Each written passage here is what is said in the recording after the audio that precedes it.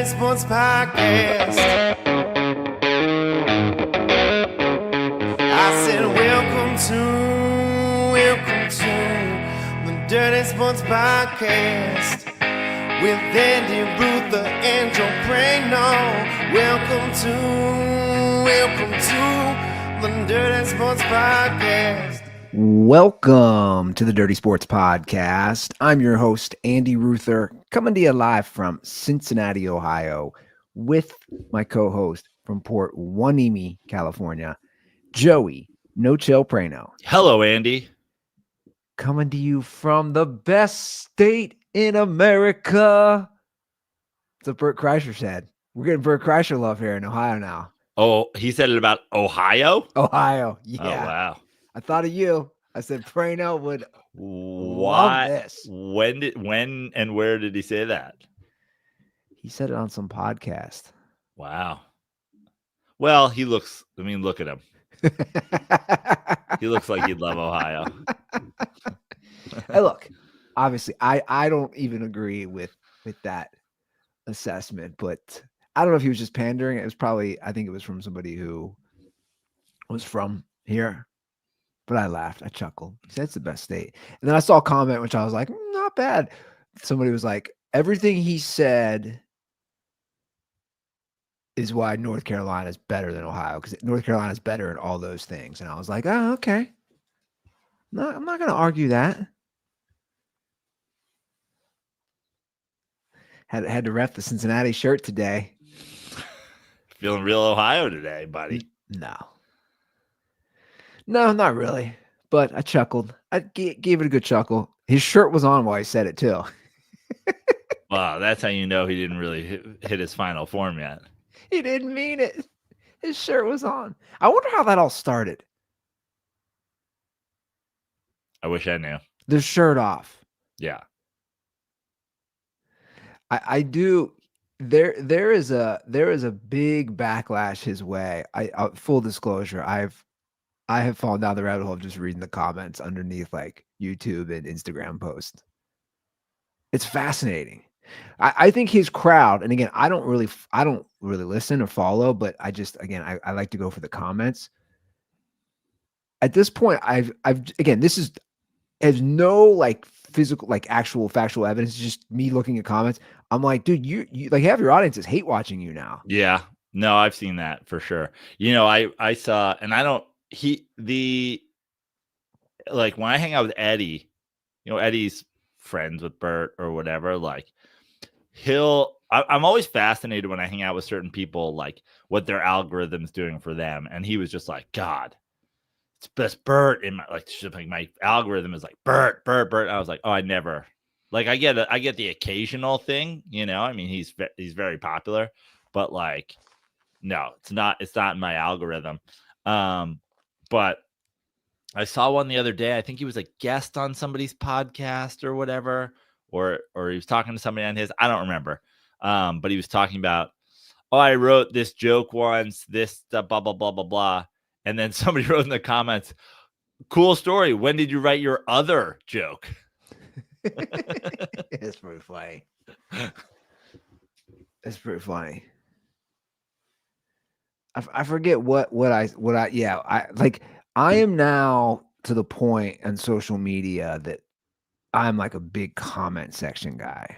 Oh, I mean, it's just in general. And then they have those pages that are dedicated to the comments. Yeah. Shout out to DJ J Sizzle. He's always because he's like, he knows I love that shit. Yeah. Like it'll be just like, did you see? And what's funny is sometimes I'll see a video and I'll be like, oh, this is like, I'll see a video not knowing whether it's supposed to be like good or bad or whatever. And it'll be massive. And I'll be like, this is like a weird video to have 5 million views. And then I'll be like, oh, the comments must be lit. And then I go run into the comments. And there's this guy on TikTok who put out a song. He's like a singer-songwriter. And he's got this song about, you'll be married in a year in the suburbs or some shit like that. And it came across my feed and I was like, why does this like shitty singer-songwriter standing in a group of people have like 5 million views on this video. And then I just was like, whatever. People like trash, Taylor Swift's the biggest selling artist in the world. Like, it's just people like garbage music, and just kind of swiped on. And then it like kept coming up, or like different angles of the performance. And I was like, what the fuck is going on here? And then I like opened the comments, and it was literally just people roasting him. There's like 25 angles of the same video, people just roasting this dude. Just straight ratioed. Yeah. But now, of course, like now he's like getting famous for literally being clowned. Hey, if it works, right? Yeah. I got a proposal for you. Speaking of that, since your girl was in the news again last week with Simone Biles. Oh, Riley Gaines? Yeah, your girl. Oh. You love her. There's few people. You know what's funny? There's few people I hate in the world more than her. Clay Travis, of course, being one of them. So of course she's on Outkick now. It should be called Grift Kick. So I want you to hear me out on this. I don't think you love those people. You love responding to Clay Travis. I went down the rabbit hole. I was looking and I was like, damn, Prano. Clay Travis, Riley Gaines. Do you think you can go 3 months without posting about them or quote tweeting or whatever it is about them? So here's the thing with it. What's funny is like, if you go, I don't go on Twitter that much, but whenever I do, I'm just fed all of that shit. And so then it's because you comment on them. Maybe, but also I was getting fucking Clay Travis shit for goddamn ever. Like, why do I even know who Clay Travis is? Because Twitter feeds me that nonsense. Yeah, but you've had a Clay Travis thing for literally 6 or 7 years. I hate grifters, and they're the worst. But the thing is what's funny is if you go, like, I don't see that stuff or like whatever unless I go to Twitter. Like, I didn't know Simone Biles, Riley Gaines thing was happening. Then I went to Twitter, and it's my whole Twitter feed. Well, Simone Biles was like the number 1, number 2, number 3. It was like she was like her name was like a top trend. No, on Twitter, you're saying? Yeah, Simone Biles. Yeah, but I'm saying like when I was 2 days ago or whatever, when I was scrolling around just like Instagram and even TikTok and like whatever. TikTok is a great algorithm because you can literally manage your algorithm by just like, if you watch some video, if you're like, hey, this video, I'm going to watch it 2 times. Now they're going to feed you that shit. So like, I'm scrolling around on Instagram, I'm on the internet or whatever. And then I just go to Twitter. I was like, oh, this is going on. And now I was like, now this bitch is going at 11-time Olympians. 5th place bitch is going after Olympians now. Well, here's my thing. Simone Biles, and I have no problem saying she completely missed the mark on what she's trying to, like, what are you trying to say that biological men should be competing against women? Like, right. you're off the mark there. You're wrong. Now, Andy, I've made my stance on this subject clear, right? Sports should be separated by sex. Biological sex separates sports just the way it has been in the Olympics for 125, 75, whatever years. Yeah, 80. Literally, it's like 80-something% of the country agrees with that. Right. Also, Riley Gaines tied a dude for 5th 3 years ago, and now is selling ivermectin with a promo code. Like, you're just a right-wing grifter. You don't care about protecting women's spaces. You don't care about anything but grifting for money. Well, I would counter that. I would say this. I would say I'm not going to argue the grifting. Yeah, if your whole career is because of what happened. Well, and what happened was she didn't lose to a man. She tied a man for 5th. I think that's a I think that's a simplified version. It's like weird that we didn't hear from the 6th or the 7th or the 8th place person. We didn't hear from the 1st or the 2nd or the 3rd place person. I'll say this much: people were scared to speak out. They were scared to speak out. She did. She spoke out because a lot of people, and you're seeing this in high schools. A lot of people are scared to speak out. What's happening? Because we live in Let's also agree on something. High school sports, like, like there's no bigger loser than somebody who's still talking about their high school championship or their high school letter or whatever. There's 10 NCAA trans athletes, and there's 540,000 trans athletes. Where are you getting those stats from? Where are you getting those stats from? From the internet. I don't know. But I'd like to see those. I don't know if that's true. Okay. There's 10 out. My point is I've seen enough 540,000 NCAA athletes. But that's 10 too many if it is just 10. Okay. But you know what else there's definitely way more of if you're concerned with protecting women's spaces? Pedophile coaches, right? Like, for example, Riley Gaines' former swim coach, who is accused of sexually assaulting her teammates that she doesn't talk about. So you do not stop using your transphobia and your grifting. Hold on. Do you think it's transphobia? That's not trans. If you don't think biological men should you're compete, missing the point. That's not transphobia. You're missing the point. If you actually were talking about protecting women's spaces, then you could say, I'm not transphobic. I'm just talking about protecting women's spaces. But if you vote for Donald Trump, who says he went into Miss Teen USA dressing rooms, and you're silent about your not University of Louisville's coach, your swim coach who was assaulting young girls. If you're silent and or supportive of those two people, then you are not about protecting women. Therefore, actively making your whole platform being anti-trans athletes, now you're proving to me you're just transphobic, you're just a bigot, and you're just a grifter. If you did any of the things, you lost me there. You lost me there. Okay. You can't say you're about something if you're not going to be about that thing. And then if you just but for example, dual things exist? Can't you be a grifter? If you hate Mexican immigrants and Ecuadorian immigrants and whatever immigrants, but you don't hate Polish immigrants, British immigrants, Canadian immigrants, you don't care about immigration, you're racist. Does that make sense? Well, hold on. I want to go back to the Riley Gaines thing real quick. Right, Riley Gaines. But I'm saying, lying, grifting, fuck. Can't you be a grifter and also? I don't think they're exclusive. She can be a grifter, which I think most people would agree. Again, if your whole career is based on this, by losing, becoming fifth, whatever it is, tying with the dude, but also pointing it out.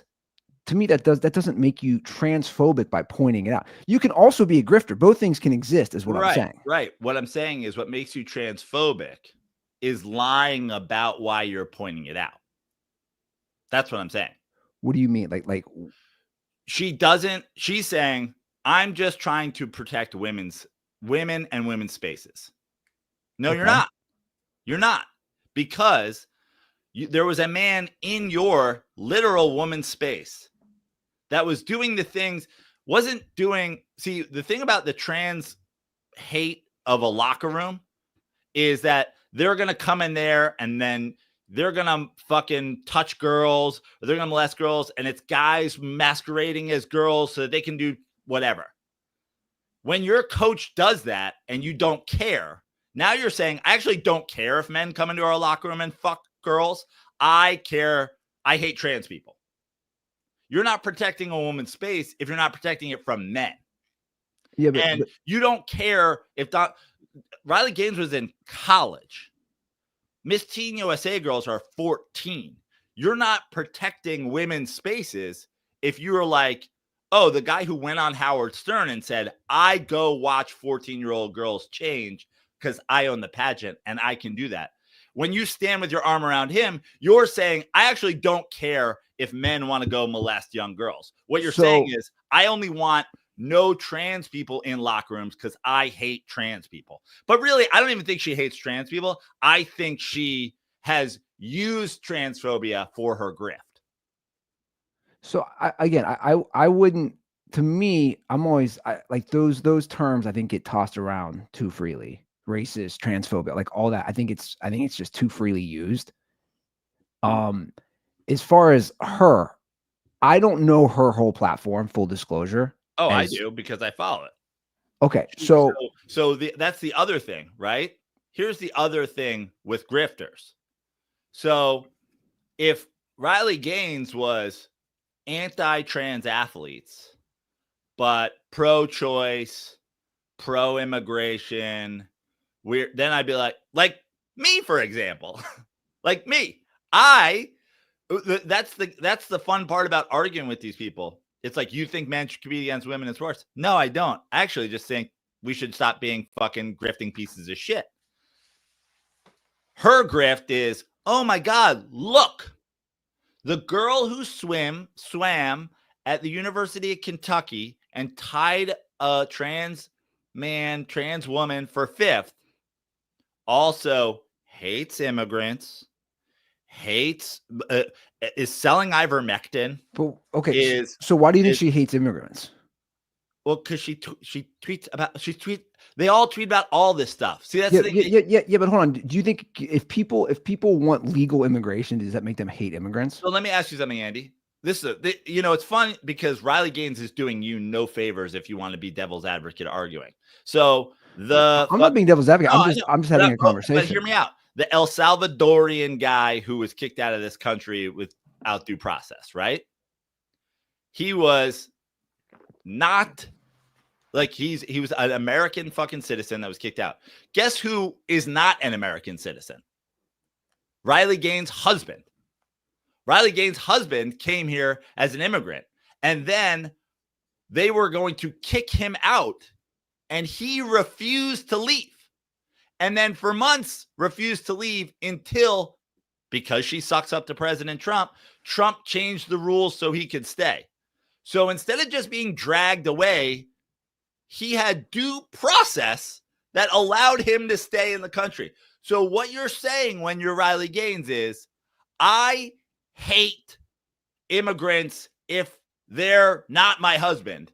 And I hate men in women's spaces if they're not my coach. And I hate men looking at teenage girls unless they're my president. That's what makes you a grifter. Well, let me ask this. This is what I wanted to get to. I am not a grifter, so I don't think men and women should keep competing in sports against one another. And also will call you out for being a fucking liar. Yeah, but I think all of us grift to a certain degree. I'll be honest. I think that term is like, I think it's used too freely. I'm not. By the way, I'm not saying that she's not a grifter. Let's air out some dirty sports business on, and this is helpful for us, but like when we lost Miller Lite last year, do you remember the conversation I had? I was like, we need to reach out to them because we're a sports show and beer is just about as big as you can get. And we had a conversation. We were like, we could never promote a different beer. Like we could just never do it. Yeah, that's a conversation we had. We could never do it not because I don't drink any other beers. I have different beers all the time, but because we truly support the brand. I'm a ride or die Miller Lite guy. It would be embarrassing if all of a sudden Bud Light was like, you guys came and did this thing and it was great. All you got to do is switch to Bud Light. I'd be like, I'd rather fucking not make the money. But Riley Gaines will shift her opinion on things as it suits her. And that's what makes you a grifter. But let me ask you this. Did we know she was a nobody? Did we know? You say shift. I would say, did we even know her? Like, what were her opinions? She was a nobody. After she came out as all these things, after her coach was accused of sexual assault, she said nothing. So was she pressed on that? Should she have to be or should she be like, hey, the protecting men and women's spaces thing, since this is my whole bag. I think my point was her whole bag was obviously the meat that she had, whatever, I don't know what NCAA tournament race that was, whatever that was against Leah Thomas. That was her thing. Now, for sure, is she latched onto every cause, which would be a grift? Yeah, I'm not disagreeing with that. And the same thing goes. So yesterday. But let me ask you this. This is what I was going to get to. Clay Travis didn't tweet that soon they're going to have to put Donald Trump on a fucking movable stair thing to get him up the stairs. But Clay Travis did tweet 40 times about Joe Biden falling down the stairs of the airplane. Why? Because you don't actually care. Because you're a lying, grifting fuck. That's the great part.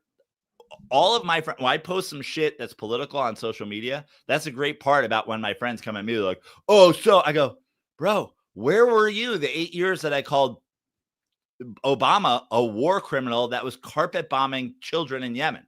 You can't come at me because I have values. Yeah, but let me ask you this: why do you? Let me go back to the initial thing. Why give anybody if I don't agree with somebody? Why you're fueling the algorithm when you respond to Clay Travis, to Griley Gaines? That's what I was going to get to. I'll throw it out there for you. This is a fun, dirty sports. We'll like lighten the mood a little. I will give you, if you don't respond to Clay Travis or Riley Gaines for 3 months, I'll give you $250. You're debating. You're not just saying yeah. I mean, I'm about to say yeah, but I'm also just like, I'm serious. $250. Not to respond to that. Such pieces of shit. Yeah, but Joe, I could say that about a lot of people. I just why let them?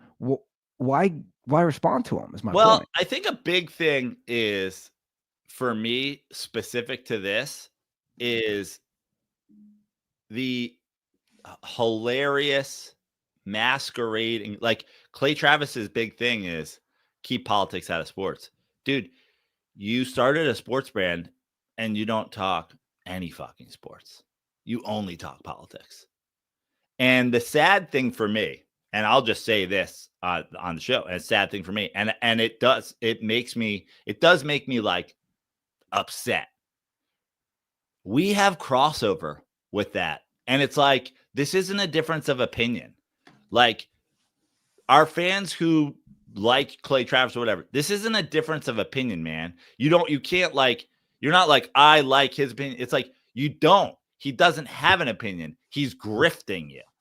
He's grifting you. You don't agree with Clay Travis, with what Clay Travis says, because Clay Travis doesn't agree with what Clay Travis says. Yeah, but I don't think we ultimately know that, is my point. Free speech and boobs is his thing. Hates Colin Kaepernick. Explain it. I know, but even explain it. No, I will explain it. He doesn't care. He doesn't stand. His one line in the sand. He doesn't believe it. Look, again, I don't follow him enough because I don't give a shit. I know, but I would have to actually see, like, as far as what he said specifically about Colin Kaepernick. There is nuance to all these things. Up and dribble about LeBron James. Did he say that? Yeah. He said the NFL is going broke and the NBA is going broke because it's going woke, because they're letting these athletes give their opinions on why doesn't. But that's a shit take. Like, we're gonna agree that's a shit take. But it's not that's I don't. Dude, Skip Bayless has shit takes. Stephen A. Smith has shit takes. What Clay Travis does is tell you he cares about one thing and then give a shit take that completely undermines it. The whole thing, if you follow Clay Travis, you're following some free speech, absolutist, conservative, blah, blah, blah, blah, blah, blah, blah, blah, blah. But he doesn't believe that. He believes you are allowed to have an opinion unless that opinion is different from what he believes, or you're a black guy, or whatever. Like, he wants to, this whole thing of the trans conversation is always about, yeah, but like, think about the kids and think about a girl having to change in a men's locker room. By the way, I understand these talking points. Okay. So if you're a 14-year-old girl, do you want a 14-year-old boy in your kid's locker room? I'm mostly like, I don't think it matters, but also I understand if you were a parent having concern. And then 2 days ago, Clay Travis tweeted, if a man competes as a woman and gets on the podium, takes out his cock and whips it around like a helicopter, I'll give you $250,000. I'm like, so now you went from protecting kids to expose your genitals to people and I'll give you 250 grand? But that's my point as far as like, why give them any fuel? I love by lying, grifting fuckbags. I know, but my point is, why acknowledge if you don't agree with somebody?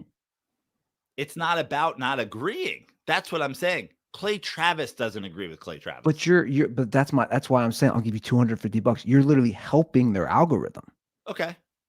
But you're helping his cause, man. I'm also helping clean my algorithm. I'm also helping go like. But you're not, because what Twitter's going to do is they're just going to keep feeding you his shit. But also, people unfollow me and like, good, get fucked. Yeah, but I think these should be like these. You know, wouldn't you rather have a discussion with somebody instead of being like, get fucked?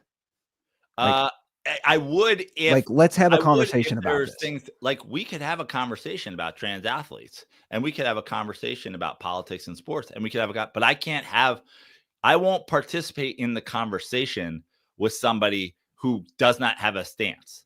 If your stance blows in the wind, then there's no having a conversation with you about it. So now what I'm just going to do is I'm just going to shame you for being a liar who doesn't have a stance, who doesn't believe anything.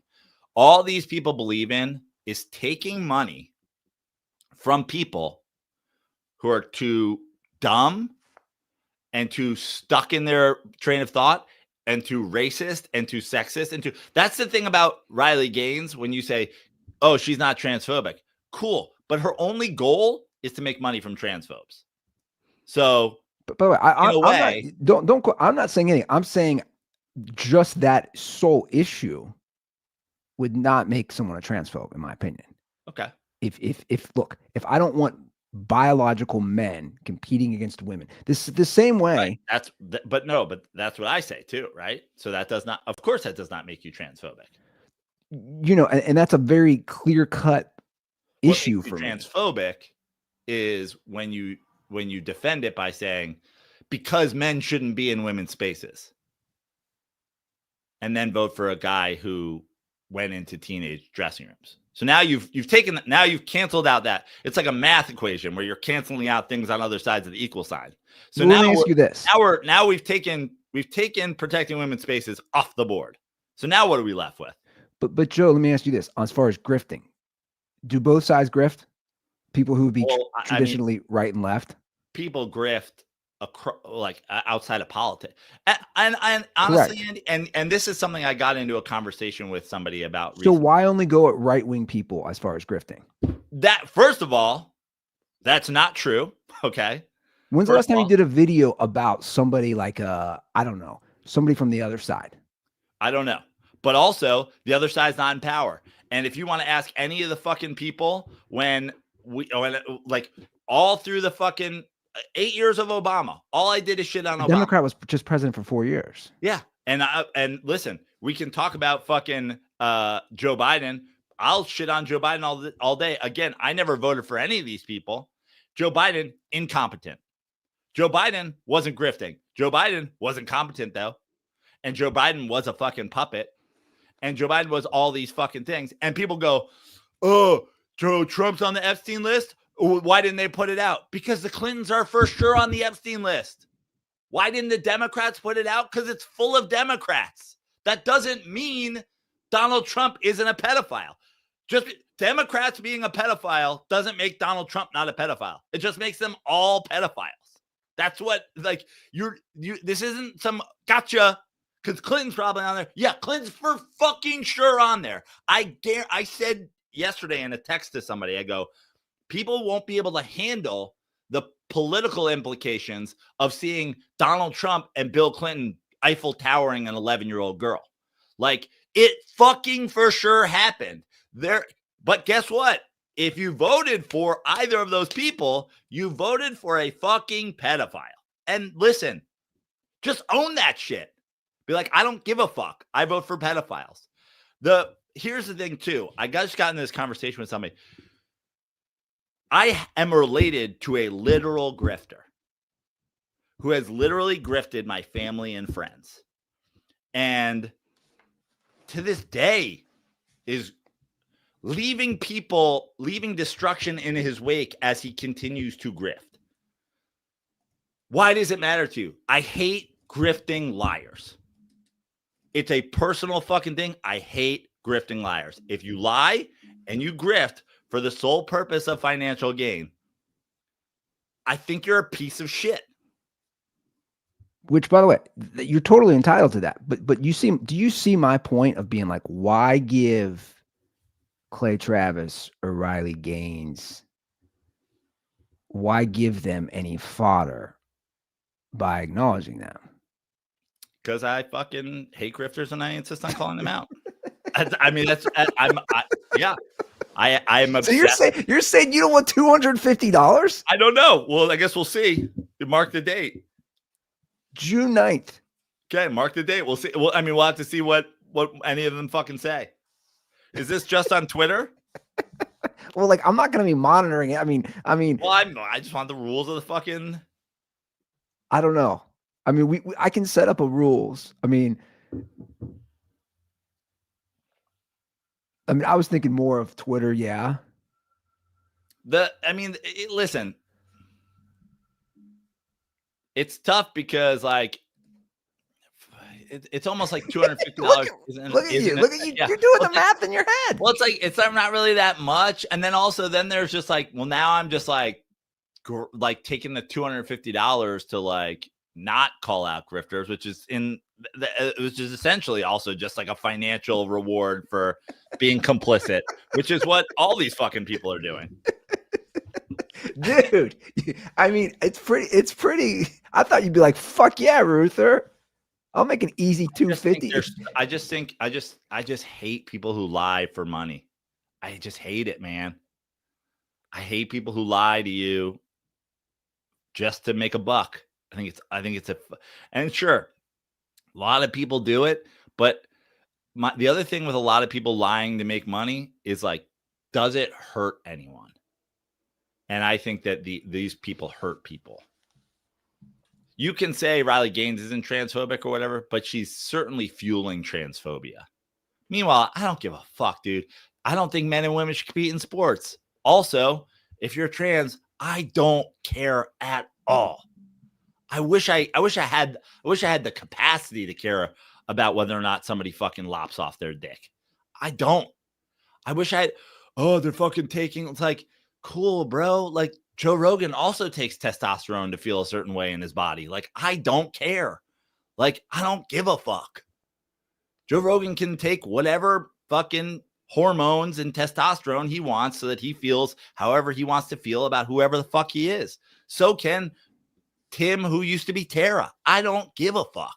I know what you said, but then he takes something like ivermectin and people come at him, though. Because that's a grift. Taking ivermectin is a grift? Well, let me ask you something, Andy. Everybody, the Joe Rogans and my Adam Carollas and the whatever. If you're not old and you don't have comorbidities, COVID didn't have any effect on you, right? Like, you're fine. You're not in danger of COVID if you're not old. That's what everybody likes to look back in their rear view and say. It was all a scam. They lied to you. Well, there was countless lies for sure. Okay, but the big lies. If you weren't old, this is my former boss used to say all the time. If you weren't old, you didn't have comorbidities, you didn't have a heart problem, you weren't obese, you were going to be fine, right? So what do you need ivermectin for? So what was the ivermectin for? Well, look, I Why think did Joe Rogan take ivermectin? I don't even get it now. Well, ivermectin from certain studies showed that it would improve people that did come down with COVID. Okay. It would make you rebound quicker. So Joe Rogan then was worried about COVID hurting him. He was worried it was gonna. I don't think Joe, as far as these guys, like, first of all, I can't speak for Adam Carolla. You know, I've listened to a fair amount of Joe Rogan. I think the problem is on a lot of these issues was the lying, and that everything was, it was this or that.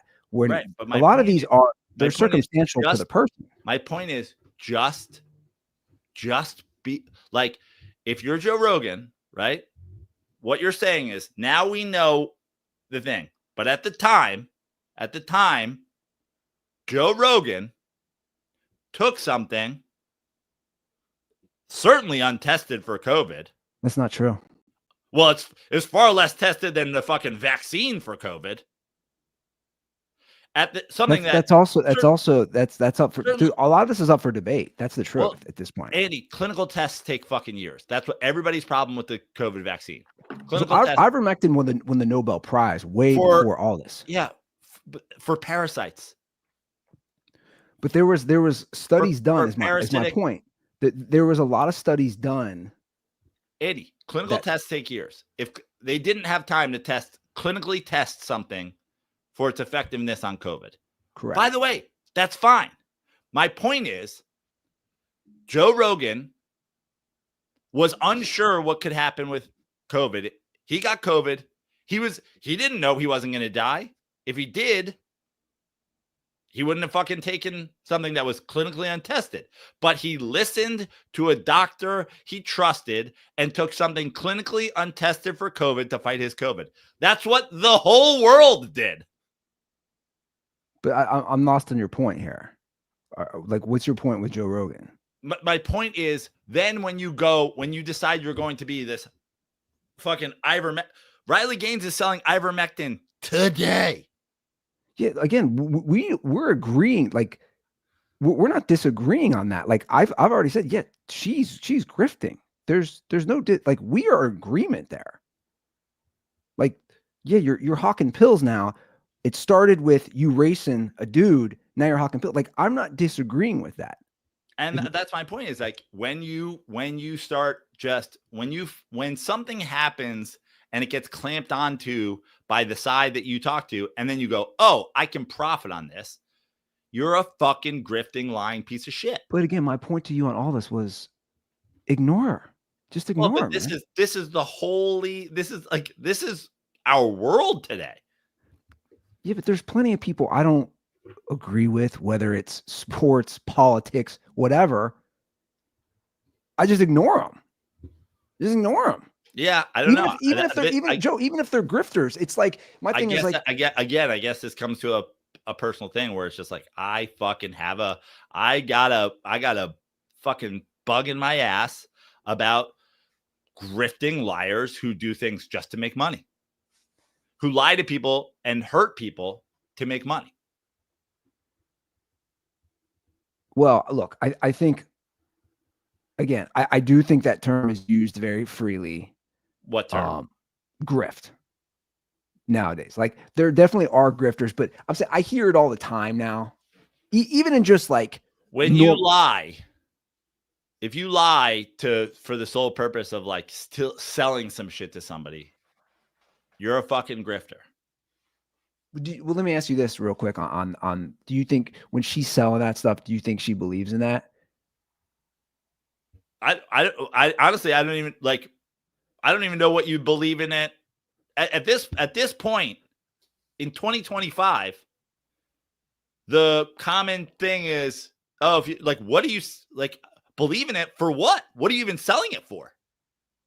Well, my point is, are you selling something in 2025 to fight COVID? Let me ask you. You're also arguing COVID isn't real. Let me ask you this. I think we'll agree with this. Do you think, right? Like I've heard her talk. Again, I don't pay too much attention. I don't think Riley Gaines is like the smartest or most well-read person. Andy, we're gonna probably agree there. Andy, correct?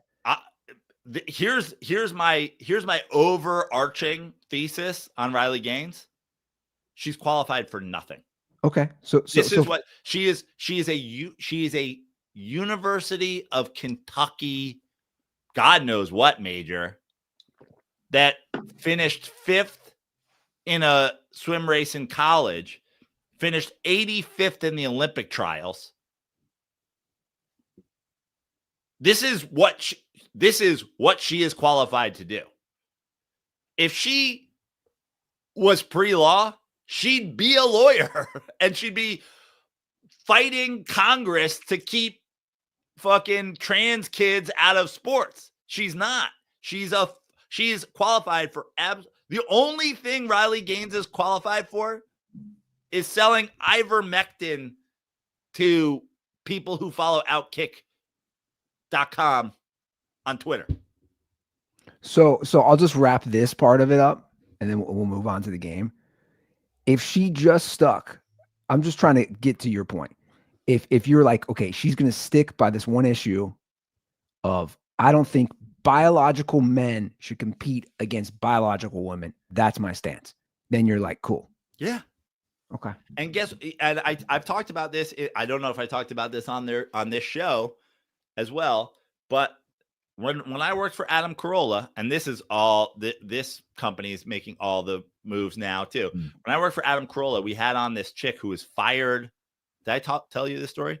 She was fired from Levi's. She was the head of marketing at Levi's, obviously the biggest jeans company in the world, because she had a problem with COVID and kids staying home from school. Her whole thing was, kids staying home from school, it's bad for them, their education, it's bad for their development, it's bad for their whatever, it's bad for that. And she wasn't fired, but she said that the workplace became unbearable for her because she made these things known. So first of all, like Riley Gaines, she didn't lose to a man, she tied a man. This woman wasn't fired, right? She left because she felt she was being mistreated for her opinions, which is fucked, but also like, it's a private company. And if you have they can't say, don't be a bitch to Susie because Susie has shitty opinions or good opinions or whatever. But couldn't somebody make that same argument about Kaepernick and the knee then? Sure. Same thing. Sure. And would have been totally fine had the league not then colluded to keep him from signing from anywhere else. Okay. So fine. Think about her opinion, whatever you want. She's probably right. I mean, I think the best people, Charlie Kirk walks around going like, college, you don't send your kids to college. I think we both agree the number one reason to go to college is learning about living on your own and dealing with people on your own. Yeah. But like learning social. It's the minor leagues for being an adult. You're doing your own laundry, you're doing your own taxes, you're getting your job, you're fucking parking your own car, you're paying your own school fucking parking tickets. I'd argue my stance at this point is that's probably the only, like, I don't think education wise, just in general, okay, it's not worth it. But I agree with socially. I think that stuff's important. Sure. So my point is, I could agree with that woman that these kids were hampered by not going to school. Everybody knows a kid who was homeschooled. They're weird as fuck. I think most people would agree. Right. So what did she do when she left? She started a company that made school uniforms because schools are good and we want kids to go to school. So now that I'm leaving this, I'm going to start a school uniform company, right? No, she started XXXY clothing, athletic wear for real women that don't have cocks. What does that have to do with school closures for COVID? And the answer is nothing. What she's doing is she's using that she became. Is that the marketing motto? Yeah, it's literally the marketing motto. She's using that she found an audience of right wingers. How do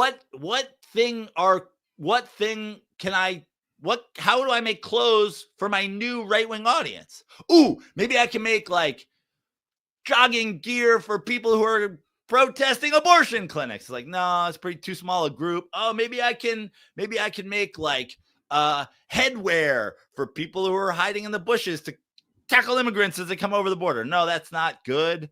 Oh, I'll make yoga pants for women who don't have cocks. And I'll just lean into XXXY clothing, which I'm sure Riley Gaines is on the fucking website for. You're going to get me looking. XXXY Athletics. Yeah, this is from the COVID school lady. So you're saying I'll have to do it. This is hilarious. Hey man, they got a Father's Day sale going on here. But see, this is my point. I'm now looking at their website. We're talking about it. Why give her any? All I'm saying is like, people are always accusing me of, like, I get accused from both sides of all these things. You hate women. Why? Because you hate Taylor Swift. No, I hate fucking grifter, liar, losers. That's who I fucking hate. You think Taylor Swift is a grifter? Yes. I think Taylor Swift is the Andrew Tate of women. I think Taylor Swift has. Now, why is she a grifter? I think Taylor Swift has weaponized hating men and has weaponized. People don't sit in their room and listen to 14 hours of Taylor's version music if they just have like a boyfriend or a husband that they're going fucking bowling with. She only writes songs about fucking breaking up with dudes, and she's targeting sad, lonely femcells. And then when she tries to make like she's this great fucking person, oh, she gave 0.0001% of her money to the truck drivers who worked on her tour as a tip. Cool. Like, and then, oh, we're gonna do all this stuff, but like takes 4-minute private jet flights. But like, couldn't that just mean she's just an asshole? Like, why can't you just be like, she's an asshole? Like my thing on the grift is like, okay, she does the private jet things. Obviously, it's ridiculous. It's absurd. It's a waste. It's not friendly for the environment. It's a whole list of things, right? It's a whole list of things. But like, I question always is, again, does that make her a grifter? Yeah. The grifting part is like, if you go to a Pearl Jam show and you fucking bring your own reusable fucking water bottle, Pearl Jam gives you a fucking free whatever. But if you go to the fucking Taylor Swift show, drop your fucking water bottle in the thing and buy the $75 Taylor Swift I Hate Men fucking Eras tour fucking thing. It's like, when you do shit just for fucking money, and you abandon, you're just greedy. When you abandon your shit, like Pearl Jam almost got run off of the fucking music scene because they were like, we hate Ticketmaster.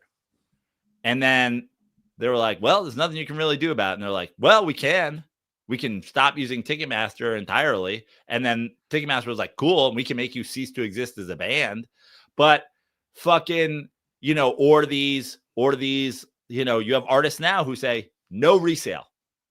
We're going to fucking Tyler Childers. Justin and I are going to Tyler Childers tomorrow night, Hollywood Bowl. You can't buy his tickets and then just put them on fucking SeatGeek and sell them to someone else. There's a whole, you got to have your license. It's got to match the license of the fucking credit card. You can go with the person that blah, blah, blah, and et cetera, et cetera, et cetera. Oh, but Taylor Swift, she just cares about little girls wanting to see her. Oh, well, hope those little girls don't care about having a 401k anytime soon, because they're fucking $40,000 to go see her at fucking SoFi. Yeah, her shit's insane. But again, my thing always was like, I always just viewed it from the prism of like, you're just a greedy bitch. Sure. Like, you're charging this much, and at certain points, just like, which by the way, it's fine. You can be greedy. I don't think it's right. You can be greedy all you want. I just hate it when people don't get called out for their greediness and their bullshit and their grift. And then other people, again, who do the opposite, then they'll catch hate. Like, again, everybody hates LeBron James because he bought his own TV time and gave that money to the fucking Boys and Girls Club. Like, everybody hates U2 and Bono because they gave you free music. Everybody fucking, it's like, okay. I can tell you why people, I'll be honest, I can tell you why people dislike both those guys, though. I know why. It's not that. It's that sometimes I used to have jokes. I used to have jokes about Bono way back in. It was basically like, pick a fucking cause, dude. It wasn't from an anger. It was from okay, dude, we get it. Like, we doing AIDS in Africa. We doing, what are we doing? And I think the reason Funny enough, he had one cause the whole time, which is poverty.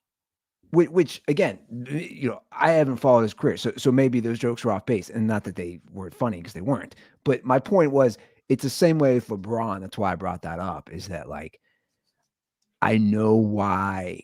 I always try to see, like, why do people dislike somebody, or why do they think this much? Why do they think this way about somebody? I think it's the same way we always joke about LeBron. As like, LeBron always feels like he has to comment on stuff, and does he feel like that, or does the world insist that he do it? But he doesn't have to. Well, he could say no comment. But I'm talking even on social media. It's like, LeBron, we've laughed about it. You don't have to comment on the Saquon run, dude, all the time. I feel like he feels he has to. And the truth is, I think that's why Michael Jordan now is like, I feel like he's almost fallen prey to that. That's why he's like, I'm going to join NBC. Like, they have to hear what I have to say. But anyway, we can get to game 2 of the NBA Finals. I told Joe we didn't have too much in the rundown. Well, we're 51 minutes in here. I'm sure everybody's going to be super happy with those 51 minutes, too. Well, sometimes, the conversation. Sometimes rundown's light, guys, and Ruther doesn't tell me what the first topic's going to be. Go look at the rundown right now. None of those topics are on it. None of them. No, I know. I threw you the bet idea, which I don't know if we even agreed to, but we can discuss that further. Yeah. The Thunder came out ready. I have a not hot take on the NBA Finals, but I also think no one's saying this. And Thunder in 5? I mean, it's not a prediction. It's just more of so you have to give, again, there's, you ask why I like weigh in on some of the things they do. And that's why I'm going to say what I'm going to say is because the feedback that we get from the people who listen and watch our show, but like people said, oh, you haven't given enough credit to the Pacers. Like, I don't. Okay. But you have to give credit to the Pacers for what they've done to get here. And I think going into the Knicks series, I said, hey, if there's a problem that the Pacers will cause for the Knicks, it's that the Knicks have a very short rotation and the Pacers are a very deep team. And so that could be cause for concern. Obviously, not only was it a cause for concern, that combined with Tibbs, and then we can get into like, was this a factor in Tibbs getting fired or whatever? But the fact that he was playing guys who didn't play any minutes. He was forced to adjust to the Pacers, but he did no back work on, okay, we're going to spend the whole season getting this guy minutes and this guy minutes and this guy minutes. Because who knows? Maybe in the playoffs, they'll have to play maybe we play the Pacers and the 9th and 10th and 12th guy on the bench might have to see minutes. My hot take or not hot take or whatever on this Oklahoma City team versus this Pacers team is Oklahoma City is also very deep. Yeah. If I am coaching the Oklahoma City Thunder, I think this series is not really that contested if you just show up and pretend like you're playing who the fuck it. Like, don't consider the Pacers at all. I don't think that they should be adjusting to the Pacers. I don't think they should be adjusting lineups to the Pacers. I don't think that they should. I think that the Thunder are just a better team that's equally as deep. I think the the Thunder should just play their game, and I think they win. I think the only chance the Pacers have in this game is if they get you to adjust what you're doing for them. And I don't think that I think that the Thunder are so good that they should never adjust what they're doing for them. I don't think that the Thunder should consider their opponent in this series at all. I think you should just go play Thunder basketball, and I think you win this series. We are 2 games into this series.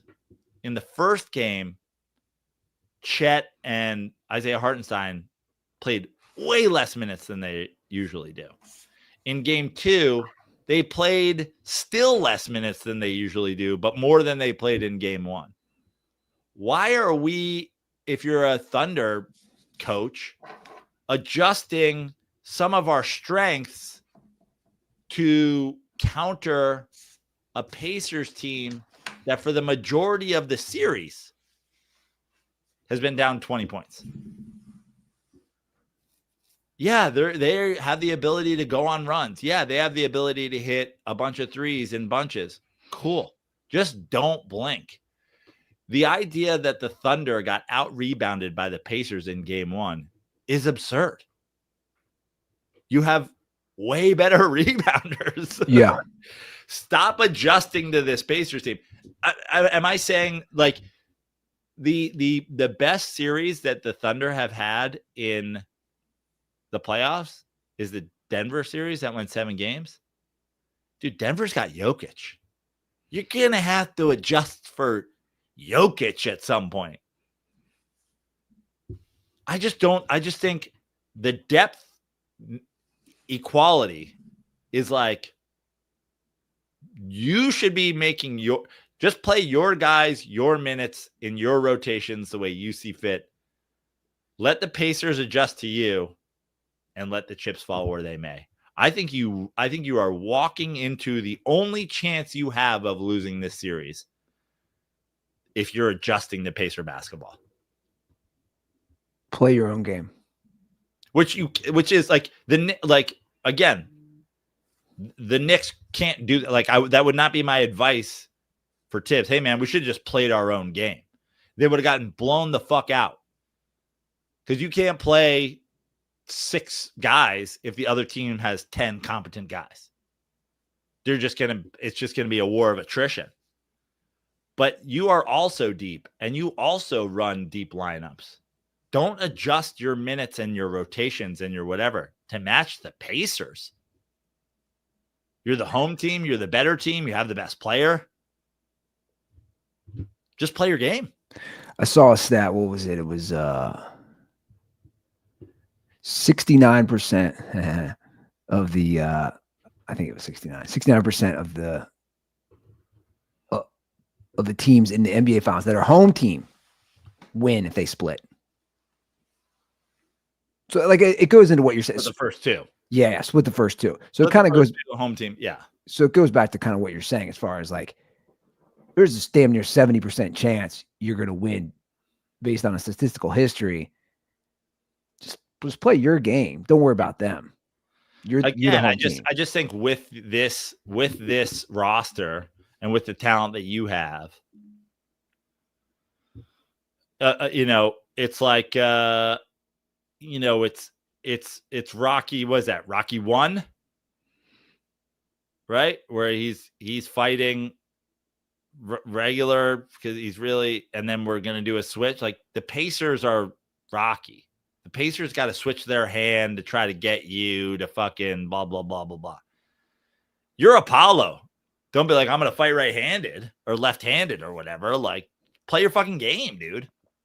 Yeah. I mean, look, they have been in control for about 7 of the 8 quarters. So I think if the Pacers lose game 3, I do think it's 5. I think it's 5. If Pacers lose game 3, it's 5. Yeah. Okay. My early prediction was 5. And then you said 6 because you're like, I just don't see them winning 4 straight. Yeah. But if they lose game 3. I mean, look, I'm making all these changes. I'm making all these caveats. I'll give you $250 if you don't change your prediction every episode. Hey man, that's like 40% of one kid daycare in a week, man. 40% of one kid's daycare? Jesus. You're paying a daycare bills, Andy. I mean, I'm estimating $625 for 2 kids a week. $625 total for 2 kids. For 2 kids. Okay. So that's like 40% of 2 kids' daycares. Yeah. 40% of your total. Yeah. I was like, this guy paying $1,200 for fucking daycare? I said that wrong. Yeah. Yeah, you know who's a grifter is that fucking owner. You greedy fuck. Give me a 5%. What is it? A 5% discount to have 2 kids? Really? I don't even think it's 10. I think it's 5. Wow. It's like, well, it's not like they're getting put in the same pen or anything. Like they have to. No, they don't mix the toddlers with the. Yeah. It's like when I get a dog sitter. I'm like, I have 3 dogs, but like, you're really just doing like you're just opening the door and they're going outside. Like, how many? Like, 3 dogs go out, 1 dog goes out. Am I paying? I'm really. Whoa, hold on. The dog sitter gets extra for more dogs? Oh yeah. Oh yeah. I didn't know about this. Yeah. I mean, this is on like a Rover type of app. You know what I mean? Justin Wood gets paid the same whether he comes and watches Just Bob or he comes and watches the gang. 6-pack of Miller Lite. Yeah. We do have a call. Now, I don't know if this call is already. I mean, it's only been another game, but this call I think was left. Was this left before game 1 or was this after game 1? I don't know. I think it was after game 1. Can't wait to hear. This might offend you. I don't know. We'll see. We got a comparison here. Yo, what's going on, Nady and Joe? Hunter from Michigan. Got a comparison that I don't know if Joe is going to like. Obviously, the Pacers beat the Thunder with Tyrese Halliburton hitting a buzzer beater game-winning shot. And I got to say, this player right now is kind of reminding me of another player in another sport where people call him overvalued, overrated, and maybe he does not play very, very well in certain stretches, but there's also another person that we love on this show that had 2 amazing championship runs. I'm not going to lie, I'm kind of seeing a little bit of Eli Manning in Tyrese Halliburton. Obviously, it's a little bit too early to jump to that conclusion, but if Halliburton single-handedly, or not, I guess not single-handedly, but if Halliburton beats the Thunder, this mystical, crazy, overpowered, stacked team, and wins Finals MVP this year, I see the comparison. Again, I'm not a Halliburton fan. I think he's just as corny as y'all do, but the comparison's there. Let me know what you guys think. Catch you later. I mean, it's early. I think he knows that too. Yeah, it's early. Let's do a couple things. This Thunder team's really good. Not the 18-0 Patriots, guys. They're not the 73-9, Warriors. We won 68 games. Yeah. They're good. They're not. Good. No one's like, oh my God. The whole world's not watching going, I just hope somebody takes down this fucking, Goliath. Also, Eli Manning did it twice and got 2 Finals MVPs. So yeah, we're not even a quarter of the way to the 2 titles and the 2 MVPs with it. Also, it's completely different games. You know what I mean? Football and basketball, but the point guard quarterback thing is, I mean, if you were crossing sports, that's about as best you can go. So it's like, it's not like saying, oh, Siakam or whatever is this. That, like, yeah, he's the most valuable player on their team because he's an old school type of point guard that the whole thing is running through. Now, the thing about Eli Manning, and I know Eli Manning, if you go through Eli Manning's regular season stats, that Eli Manning is average or whatever. I mean, obviously he finished 7th all time in touchdowns and yards when he retired. But, you know, the thing about Eli Manning is his like mediocre regular season stats. Eli Manning's playoff stats are not mediocre. Well, I mean, look, he had one amazing run. I mean, correct. So like his other run was pretty good. So not only are we like, you know, a quarter of the way there in that Halliburton hasn't won the title yet and hasn't won the MVPs along with it, but like in his second one where he does it, he also has like lead the NBA in playoff points. Like, yeah, Eli Manning had, you know, there's no doubt about it if they handed out, I'm sure they do, by the way. I could be wrong, but like NFC championship game MVP or whatever, like I'm sure Eli Manning got it for the performance in fucking San Francisco. Yeah. He was like, Eli Manning was like really great in those playoff runs and made the big throws that are the comparison to the big shots that Halliburton's making. Now, why people hate Halliburton, or like, I guess why some people hate Halliburton. Weirdly, again, Eli Manning, like Bono and LeBron James, no choke thing, no egregious celebration. Archie Manning not on the field fighting people, literally not showing up to games in like a quarter zip. Well, I mean, hold on. LeBron throws he throws the powder in the air. Right? No, but I'm saying, why did people hate Eli Manning? I thought he was dork, nerd, stupid face. Meanwhile, Halliburton's has a whole world of shit. Like I think Tyrese Halliburton as a person is way closer to Eli Manning than Tyrese Halliburton, the fucking performer. Yeah. And to me, it's like, that's why you're corny. If Eli Manning threw a touchdown to fucking Plaxico Burress to win the Super Bowl and was like, guns, baby. Like if he took out the sword and like Dragon Slayer, he did a Fortnite dragon slaying dance because he took down Tom Brady. Everybody been like, you're corny, bro. I think people would have loved it, actually. I would have loved that. I'd do the Dragon Slayer. I mean, look, he's got to win. He would have to win the series, have to become the MVP. There'd be a lot of. He'd have to do it again, and the next one would have to be a fucking legendary playoff run. Yeah, it's pretty tough.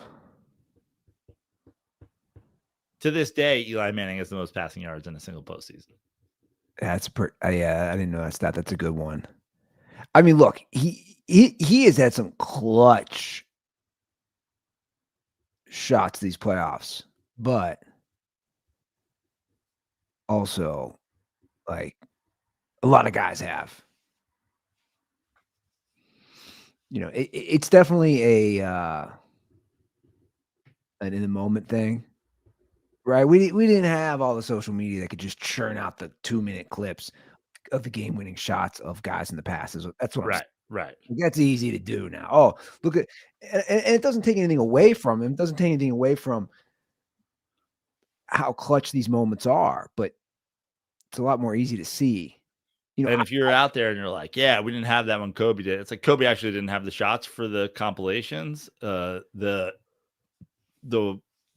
television and social media swears that he did, but the compilations still don't exist for a reason. Yeah, that's true. But I bet you could put together a compilation of like, you put together a great playoff compilation of like Robert Horry, man. Yeah. Obviously. You could put together a great compilation of like non-Jordan Bulls. Paxson with the huge shot and Steve Kerr with the huge shot, and Tony Kukoc with the huge shot, and yeah, and you could obviously also do it with Jordan. You could do it with LeBron. Like you could do it with a lot of guys. I'm trying to think who else, like who we grew up, like who was pretty clutch. yeah, in the NBA. Yeah. I'm sure Bird's got Oh yeah. shots.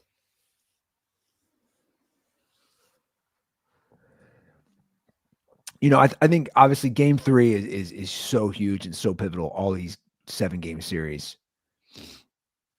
that place is gonna be going crazy. So you have Thunder in 5 if they win Game 3, and you have Thunder in 6 if they lose Game 3.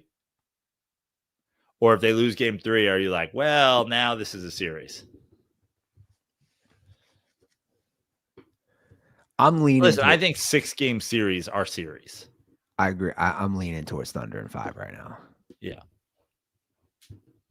I backed off a little from my initial prediction, but I'm leaning back in. But it's obviously a very important game, and I think it's going to be very important for them to get off to a pretty good start in that first half. The place will be going ape shit. I mean, they haven't had a finals game there in 25 years. Right? Would that have been Hack-a-Shaq series against the Pacers and Rick Smits and Reggie Miller? Yeah. Those ugly ass Pacer uniforms. I feel like the Pacers are not doing themselves any favors with their fucking uniforms and just shit either. Like they're just it's just boring. Why don't they put a car on there? Yeah, right. Put a race car on there. Put some tires. Put some smoke coming out of some shit. Yeah.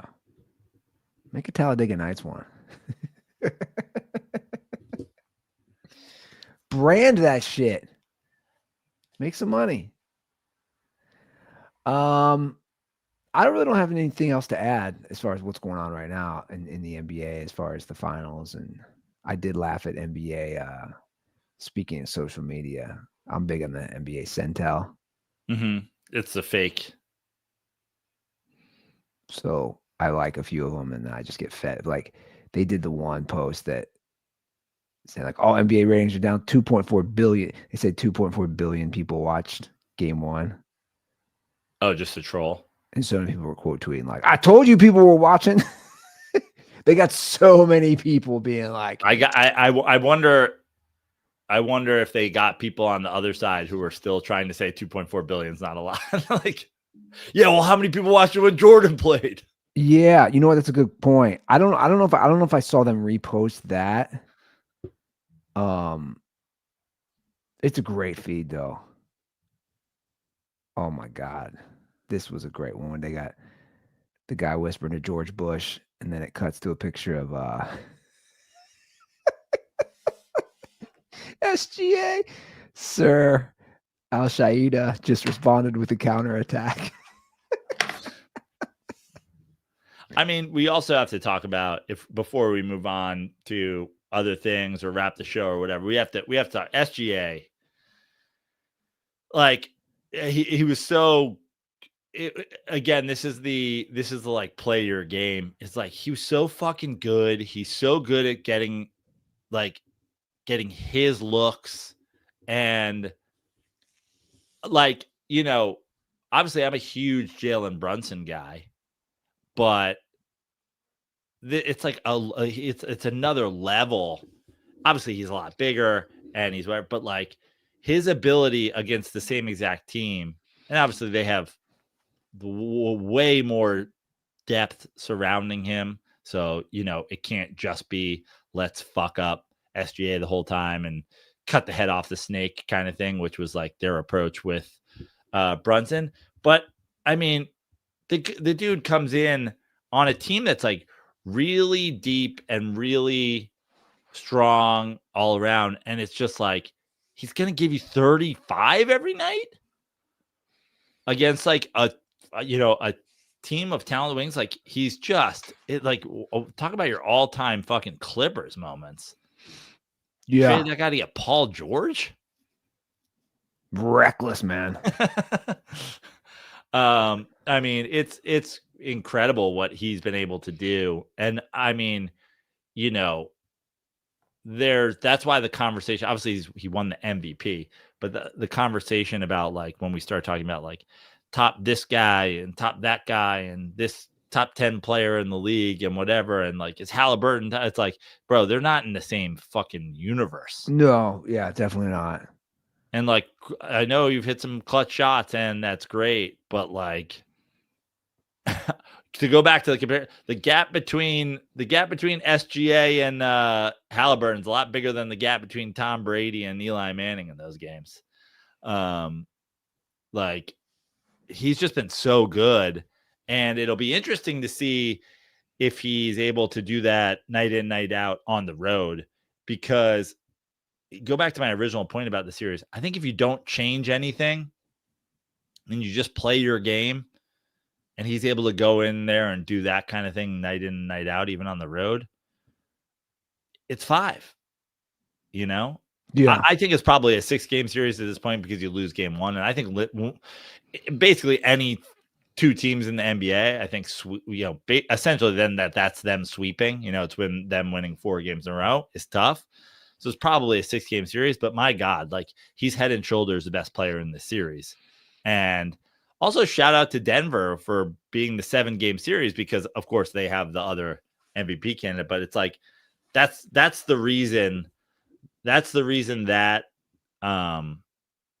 series was the best series they had. Is like when you talk about talent discrepancy, but then the discrepancy between the top player on every team. It's like SGA is fucking good, man. Like we got to give the guy props. You know, Canadian. I know he's Canadian, and I don't know why the NBA is like not super big on just sucking him off and like hoisting him up and being like, "This is your league." I think he's MVP. more of an introverted guy, right? Sure, he's not. I mean, but like it feels like what some of these leagues have lost is like the marketing that they did in like the 80s and 90s, where they like built the storyline around like who you were instead of asking you to be. It's like, why isn't he like the silent killer? I think the Canadian part of it's tough. Yeah, serious. but like I think it's way easier to promote a guy from. But he speaks English. No, I know, but I know, but I'm telling you, from a marketing standpoint, I think it's easier to promote a guy from Greece like Giannis or Wemby from it's sexier. It's like you're not from America and you're from over there, or Doncic, you know, Luka. It's like, oh, you're our cousin up north. Yeah. I'm like, who's the best Canadian basketball player of all time? Steve Nash. Okay. Who else will be in that wheelhouse? Like who's in that 5? Andrew Wiggins. That's what I'm saying. It's not a big list. Rick Fox. Rick Fox was Canadian. I didn't know that. Yeah. Who else was Canadian? That's what I'm saying. It's a short list. We got to be missing somebody. Oh, I'm sure we are. Best Canadian basketball players. Jamal Murray. Yeah, we forgot him. Right. It's funny. Yeah. SGA, Steve Nash, Rick Fox, Andrew Wiggins, Jamal Murray.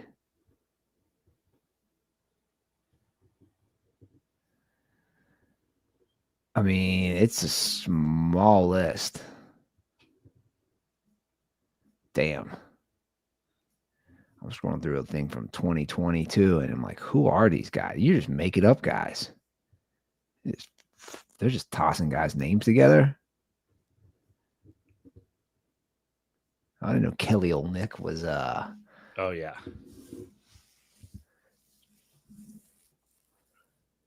It'll be interesting. Did you want to talk some baseball? Well, I just wanted to, the Mets have a 1.5 lead on I believe it would be the Dodgers, something like that, for best record in the National League. I think they're like a half game off of the Tigers for the best record in baseball.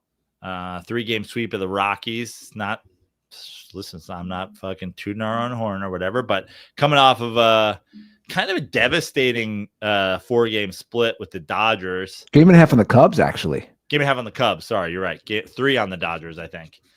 4.5 on the Phillies, who are the closest to them in the NL East. I just wanted to give it. You were like, "Do you want to talk any baseball?" I was like, "I mean, we're just kind of cruising along here. It's kind of business as usual. We're in the long stretch." But Pete Alonso hit 2 home runs yesterday after hitting 3 in the Dodgers series. He tied and then passed David Wright for second on the all-time Mets home run list. He will pass Darryl Strawberry for Mets all-time home run leader, probably right around or, before or soon after the All-Star break. God willing, obviously. But I just wanted to give props because, like, Pete Alonso, for a guy who they kind of like dragged over the coals last offseason with the whole, after hitting that home run in Milwaukee in the playoffs, to put him through what they put him through, contract wise, he bet on himself, and he bet on himself because he wanted to come back to the Mets. And my God, is it going to pay off? He leads Major League Baseball in RBI. What's his nickname? The Polar Bear. Why don't they call him Gonzo Alonso? For hanging dong. Well, there's many ways you could read that. The hanging dong, and also the ball's gone. Gonzo Alonso. Well, there's already got some Gonzos and That some nicknames already. Bring him on. You'd be a good character in like a Sesame Street or something. I just heard, so you'll like this because the first time I ever did it was you had the iPod, you had the Swim iPod back in the day that I borrowed from you. And I went years where I was fucking trying to like think about if I was ever going to fucking cave and buy the thing. Anyway, it's actually right here. I bought Bluetooth Swim headphones. So they're not wired. You want to talk about your all-time fucking scams, Bluetooth, right? So I connect to my phone. Not if you're underwater though. I'm like, well, what the fuck are we talking about? So it has 32 gigs or whatever of memory. So I can load it up with shit, but there's not like a ton of control. There's no like screen or whatever. So you can just basically put it on like play mode or like shuffle mode. So I was like, well, that's annoying because whatever. But now what I've decided to do is like, well, my swims are always about an hour anyway. I'll just like download a podcast and I'll just like swim to the podcast. So I downloaded, and I think there's definitely boomers out there like, this is what's wrong with sports today. But Mookie Betts has a podcast, and he had Pete Alonso on his podcast when the Mets visited Los Angeles. And this is all spurred by your polar bear question. Apparently, Todd Frazier was the one that nicknamed him the polar bear. I didn't know that. Interesting. That came up on the podcast. But also, Mookie Betts, kind of a fun little podcast. I probably won't listen to it that often, but cool to have visiting players while they're in town sit down with you, do an hour, talk baseball. I thought that was kind of cool. Let me see those things again. So just go on your... Oh, and that's the other thing. So they're bone things. They don't go in your ears. They go over your ears. I don't love them, but they were $30. Well, yeah, $30. So that's always my thing. I still have my old school one, which I hate because it's songs I paid for on iTunes. Yeah. That's how old it is. But the new ones, again, like you're saying, Bluetooth. Like, do we have a trust level? Somebody stealing my phone sitting out there? Well, that's the thing. But it doesn't even matter because they don't Bluetooth. They don't Bluetooth underwater. Well, those don't. You're saying all of them? Apparently, like Bluetooth, apparently waves, airwaves, radio, whatever that is, Bluetooth waves. The technology's not there to go through water.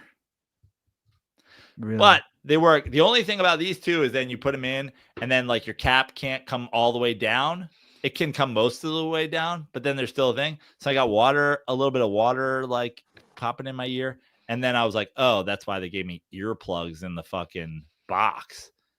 But I'm like, I got earplugs in, and I should have just gotten fucking things that went in my ears, I guess. Or we could just go raw and not have anything. I know, but like the thing with me tough. is like It's it's like I'm just swimming longer and longer and longer, and it's just like, at least with podcasts, I feel like I'm like learning something or whatever. Like there's music. It's like it's just better than whatever. But then I'm also like, I wonder if I could just like clip these on to like a string and maybe wear them like attached. Maybe I go surfing and now I got a little I got anally shove them in your anally tunes. If I could have some music while I'm surfing, that'd be great. I don't need podcasts when I'm surfing, but so what is it like? Does he go to a studio? Like I'm always curious what these guys do. yeah, it looked like they were at a studio, or I don't know. I mean, I didn't watch it. I listened to it, but it's almost like every one of these guys has to have a show now. Yeah.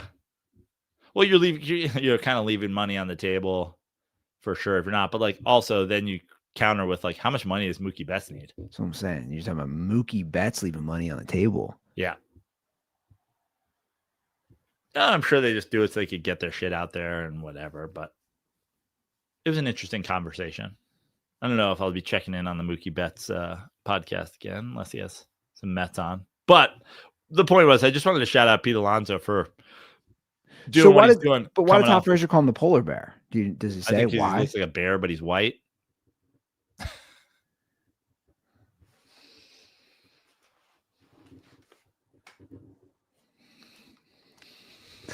Okay. That's a white person nickname. Would they call him the Todd Father? Yeah. So that's a Cincinnati Red home run derby champion right there in Cincinnati. Back when I used to go to Reds games. I would love to go back. The only time I've been to the Reds ballpark was when you threw the pitch. I'd love to go back. I gotta make another Ruther visit. Maybe when your kids turn like 15 and 13 or some shit. Bro. Yeah, I'm like the middle of the night shit. I'm just like, oh, fucking kill me. I think that's the only way to calm me. I think that's what I'm gonna start doing is listen to a podcast. What, you got to get up in the middle of the night for like baby feeding at this point? Still, this is gonna be a while. I mean, she's only what? She's 4.5 months old, almost 5 months old. Yeah. So how long? That's got to be. I imagine that goes on for a little while, right? I'm hoping in the back of my head, I'm just like, hopefully by football, shit's done. Start eating solid food. Football. That's how I gauge it. I'm like, okay, that's fall. Like, you about 8, 9 months old. Let's fucking get this shit under control. Ain't about this life right now. Oh, I saw a comment. Apparently, he had Lindor on as well. Oh, did he? Yeah. Shout out to whoever made that comment. Jamie. I got my next swim podcast. I get out there and swim today. Listen to the Lindor episode. I think the Pete Alonso one was like, his nickname is, right? Lindor? Manta Ray. The Pete episode wasn't even long enough for me. It was like I ended up swimming. It was a 47-minute episode. I like to swim like an hour 10. So low key flex right there. Well, I mean, it's not like I don't swim straight. I don't do like an hour and 10 unbroken. I mean, it's not like I'm not taking like 5-minute breaks or anything, but I do still. I do like sets of shit. It's a lot. Yeah. It's probably a couple miles. It's usually a mile and a half ish in that range. Probably hungry as shit after that. I am, yeah. You gotta get one of those. I'm sure Clay Travis has got a promo code. Oh, I'm sure he's got it. I'm sure he's got like a. I'm sure he sells frozen burritos that are only made in America or some shit like that. White burritos for white people. The Blanco burrito. I bet you don't miss not being in LA right now, huh? Speaking of. No, I don't. Not for that. I mean, it's just, I feel like a lot of it's happened since I left. I don't know what that says. I'm trying to remember, like I was thinking that the other day. I go, when I lived there, Well, you're still there. You're still there for BLM shit. No. It was like early 2020.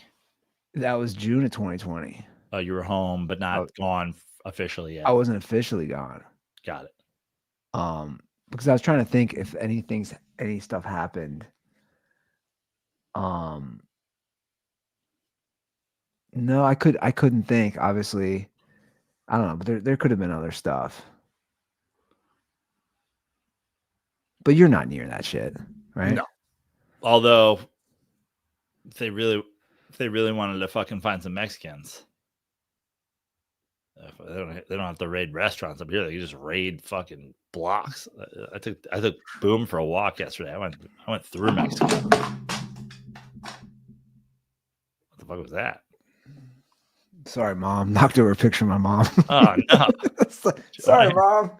Damn. We got a Joanne down. Joanne down as I went to grab a drink. Yeah, I definitely don't want to be. Now I contributed. Remember I got running around when I wasn't supposed to during COVID. Remember that ticket I got? Fuckers. Anyway, it's promo code Ruther if you want your ivermectin. Yeah. 50% off your ivermectin cream or whatever. I don't even know what it is. Is it a cream? Is it a pill? It comes in a lot of different forms, but yeah, you can well, you know, the whole horse paste thing with Rogan, but I'm assuming it also comes in a pill form because I know it's good. I know you can like rub it on yourself as well if you have like you can outer. Like I ended up buying some shit. I came home and the other day there's something on my fucking shoulder. My fucking fiance in her goddamn panic. She's like, "You have ringworm." And I was like, "What are you talking about?" She's like, "It's from the gym. You have ringworm." She's like, "You gotta get this cream and put it on there." And then it was like, it was already fucking gone by the time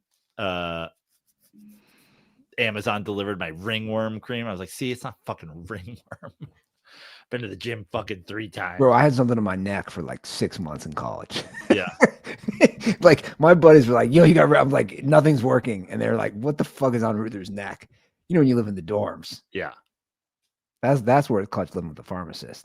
But I think I think you can I think there's topical ivermectin for shit like that because it's a back anti-parasite, anti-fucking whatever. I think it's used for a lot of stuff, but she I bet if I asked Brittany, she would know more shit on a lot of this stuff. She can make stuff. Yeah. I mean, that's what's that? I would say it's not. No, it's more of like she'll be like, we got to she's got diaper rash. I can make a butt paste, and I'm like, what? I just need these ingredients. I'm like, what are you? I mean, that's the cool part about being a pharmacist, if you ask me. Like when they're back there doing like the fucking pill making and the fucking whatever. Breaking Bad. Yeah. Hey, you've had Brittany on your podcast, or you haven't? It was a cameo. Let me ask you something. And then she didn't want to do it. And this is not antagonistic of your pharmacist baby mama. This is just general question. So when like I just get a regular ass pill, right? Let's say they call in a prescription for me. What does it take? Why does it take time at all? Like, isn't it just like putting a pill in a bottle? Is it just a backlog of? I agree. Is it just her being like, yeah, it's just in a queue and I'll get there when I get there? And yeah, that's what it is. Because it's always like, it's not ready yet. And I'm like, yeah, like if somebody shows up and they're standing in front of you and they're like, it's not ready. I'm like, but isn't that just you going out and counting out 100 pills? She told me a lot of these fuckers are lazy. Right. So a lot of the guys in the back who are like putting pills in fucking things. Well, they're just late, like, because there's certain pharmacies. She's like, we're not messing with that. Like, we're not going to that Walgreens by us. Blah blah blah. But they're terrible there. We'll go to. Oh, listen, and again, I understand if if it's like, yeah, man, there's 700 pill fucking things I got to do in front of you. I'll get there when I get there. But then the 700 you got to do in front of me, you're going to staple them in the little paper bag. You're going to like line them up. And then when Deborah comes in, it's all ready for her. You're doing it in order. I get. But then sometimes I'll just be in there and it'll be an empty pharmacy. And they'll be like, oh, yeah, come back tomorrow. It's not ready yet. And I'm like, well, can't I just go to like the fucking candy bar section and come back after you've counted out 50 fucking pills? Like, I know. What do you mean it's not ready? When you say not ready. And I don't really understand how it works. Obviously you have the techs. Yeah. Too. Like, and I don't know to be honest, fully what their role is. Let's get to the bottom of the pharmacy. Andy. It's like you live with the girl who repairs McDonald's ice cream machines. Like we have a she could tell, but she's not in commercial anymore. Remember? Oh, right. That's right. She did for 16 years. But even better. Now she can expose the commercial industry. Oh, 100%. Now she does scripts for like people with serious illness and right. Like, which by the way, when my girlfriend got her surgery, they were like, "Oh, we're just going to call down to the pharmacy and get your painkillers, and then as soon as those are ready, like that's when we'll release you." And then like 10 minutes later, this was like on another floor of the hospital. So they must have done it immediately. And then somebody had to go down and then bring it up. 10 minutes later, we're out the door. I was like, can I fill all my prescriptions at this pharmacy? Like, how the fuck does this work? Oh, 100%. It's way better. They don't fuck around. Now, when I broke my knee, the incompetence of CVS did play in my favor because I'd always call the one in the Marina and they'd be like, it's not ready. And then I'd call it into the one in Hermosa and they would be ready right away. And then the Marina one would call me back and be like, it's ready. And I got doubled up on my fucking pills. It feels totally like the kind of thing that they should for sure not be like. It's like the one thing that shouldn't be happening is like letting dudes double up on their pain meds, or that's what they want. Yeah, who knows? I mean, if they wanted to get me addicted to fucking painkillers, they could have very easily just kept giving them to me, and I would have. But eventually, they cut me off. So even my double doses. But I didn't take them for longer. I just took. I went stronger, not longer. It starts with that, and then the next thing you know, you're stealing welfare from the state of Mississippi. I'm just saying. I'm just saying. It's a slippery slope. It's a slippery slope right there.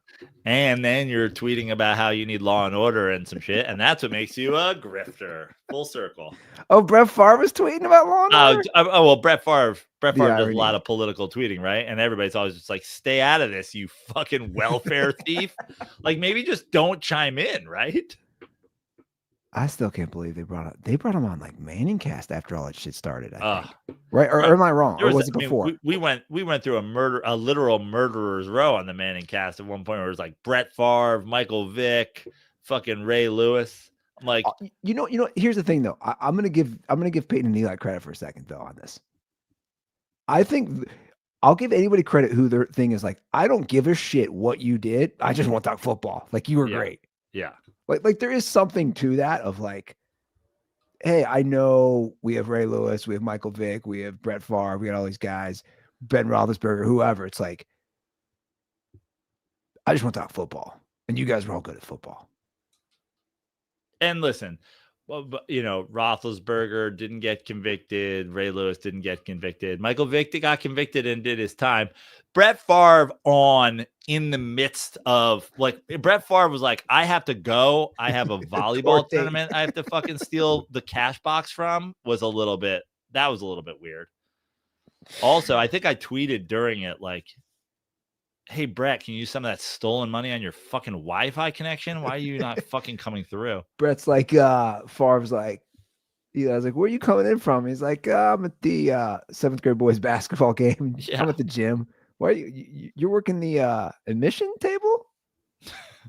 He's like, no, I'm just in the room where they count the money from the fucking snack bar. Why are you carrying sacks of money like you're Scrooge McDuck? Brett Favre Who even shows up uses a Manning cast. sacks with who even uses sacks with dollar signs on them anymore? He shows up a Manning cast dressed as a Girl Scout. Wait, what are you doing? What are you doing, bro? I'm just selling. These are for my daughter. Your daughter's 25. No, I'm selling them for my daughter. He's in a suit with a Reagan mask on. Like, are you one of the fucking bank robbers from Point Break? What's happening right now? I'm not a crook. It's a good reference right there. All right, guys, we do have a hotline. I should probably pull it up here because I don't really know it at this point. 859 832-0478. That's a tough Lots one. of eights in there. Yeah, 859-832-0478. Ocho Cinco, Ted Williams. I don't know. Who's 83? I listened to Ocho, by the way. Speaking of podcast, real quick. Ocho Cinco podcast. Well, no, I know he does one with Shannon every lunch. What's going on with Shannon Sharp? Why? I don't know. I just didn't know if there's updates on that. No, I don't know, but I listened to Ocho on Theo Vaughn. Oh, yeah. Oh my God. Ocho claims he was a gigolo. It's a good listen. Dude, Ocho was on the Roommates podcast. Oh, he was. He claimed he was a gigolo and that he used to prostitute. I'm like, well, when did you do this? Before college football? But it was also funny because let me just jump in and say, and entertaining guy, pathological liar. Well, that's what I'm thinking. What? He said he'd scored 28 points a game in the NBA today. He's like, if I was in the NBA today, I scored 28 a game. And they were like, you wouldn't. And he's like, no, I would. And then Joshua was like, why don't you just play Jalen? He's like, I'd fucking beat him. And it's like, what are we talking about here? Yeah, I mean, that's what Jalen Brunson's fucking scoring 40 points a game on guys on legit NBA, elite NBA defenders. I was like, whoa, you spend your life playing FIFA. Yeah. And I'm not saying apparently he was a good soccer player, but he's obsessed with that. I don't know if he said that on the show. He was saying how much he loves soccer more than football. But he was saying all this stuff, and I was like, what? And then he's like, also, I played for Man U 14 years. And they're like, what are you talking about? He was so adamant the Bengals win the Super Bowl if Carson doesn't go down. I'm thinking, dude, you guys were like a 3 seed, like when he gets his knee shredded, that infamous game. And I'm like, I think you beat the Steelers. I think you do. But I was like, you're still the Colts. Who won the Super Bowl? That would have been 2005 season, 2006 Super Bowl. I think the Steelers won. After they beat the Bengals. But I think the Steelers went through the Colts the next week, who were the number 1 seed. It's like, come on. Like, he's like, oh, without a doubt. I'm like, but it was funny because I don't know how much of it is a character that Theo Vaughn plays, because he talked about Mandingo. And Theo's like, oh, I've been to. He's like, I Mandingo fought. No, but what was funny is Chad Johnson never got the jokes, or even if they were jokes. Regardless, he was like, oh yeah, I've been to. He's naming countries in Africa he's been to. He's like, yeah, where's Mandingo in Africa? And he's like, I've been to Tanzania. I've been to. And then Ocho Cinco's like, no man, I'm talking about down below. They call me Mandingo. And Theo's like, oh, you're Wiener. And I was like, oh my God, what is happening here? What is was this a recent episode? Yeah, it was like in the last few weeks. Oh. I was like, looks like we're going for a double swim today, Andy. It was just so, again, I was like, I couldn't get over the gigolo thing. I was like, wait a second. You were a gigolo before, like your college career. You did some small school, then you went to Santa Monica Community College, then you went to Oregon State, and then you were drafted by the Bengals. Like, when were you a gigolo? And Theo didn't ask him that. I don't know what, because he was asking him good questions about things. Like, so what type of women, what type, and he's saying, all different types of sizes, all different, like whatever. And I'm like, whoa. When were you at 14? And then Chad said he used to film sex, and there's sex tapes out there. And I'm just like, this is all interesting info we've never heard of. Yeah. You do three, 4 podcasts a week with Shannon Sharp. Maybe he's mentioned it. I don't know.